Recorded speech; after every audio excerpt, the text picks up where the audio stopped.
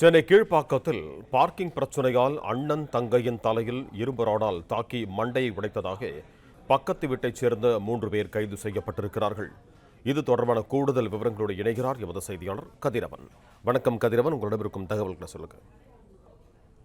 இருசக்கர வாகனத்தை பார்க்கிங் செய்வது தொடர்பாக பக்கத்து வீட்டுக்காரர்கள் இருவரும் மாறி மாறி தாக்கி கொண்ட சம்பவத்துல அண்ணன் மற்றும் தங்கை இருவருக்கு காயம் ஏற்பட்டு மருத்துவமனையில் அனுமதிக்கப்பட்டிருக்கிறார்கள்.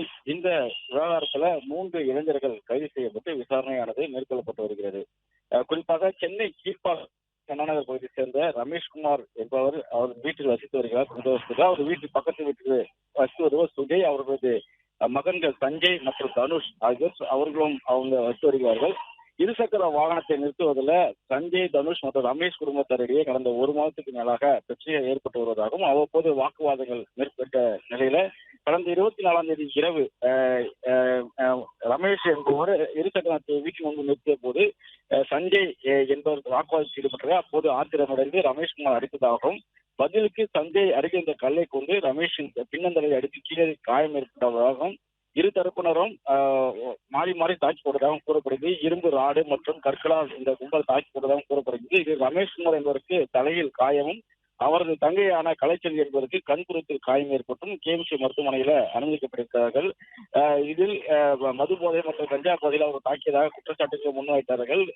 சட்டவிரோதமாக போதைப் பொருட்களை விற்பதாகவும் ஒரு குற்றச்சாட்டுகளை முன்வைத்திருக்கிறார்கள்.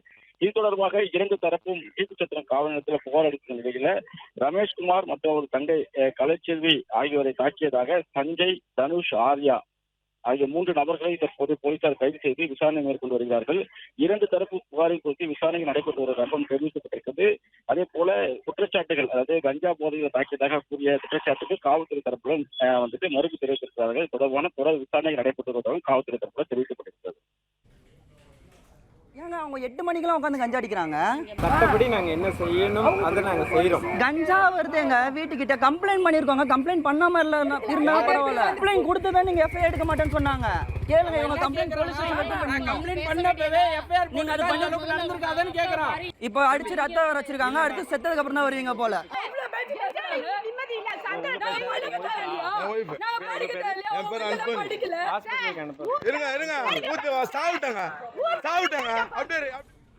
பிளே ஸ்டோர் மற்றும் ஆப் ஸ்டோரில் இருந்து பாலிமர் செயலியை QR கோடு மூலம் பதிவிறக்கம் செய்யுங்கள். செய்திகளை உடனுக்குடன் பெறுங்கள்.